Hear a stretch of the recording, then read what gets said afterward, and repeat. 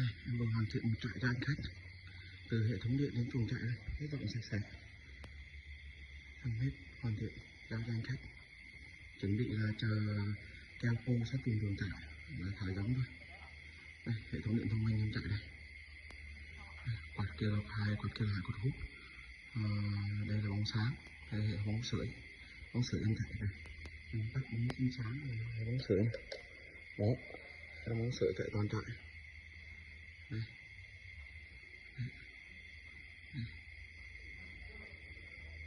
Trại này em chạy là 14 bóng sưởi.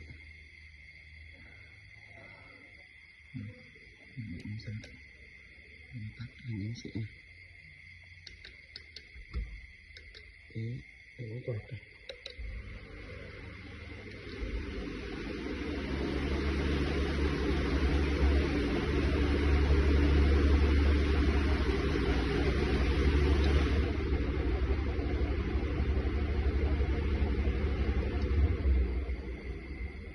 Ok. Hệ thống điện này, điện chạy đây. Cả dòng hết vô cảm điện đây. Đây là hai cảm biến nhiệt chưa hết. Cái là để cảm biến nhiệt luôn.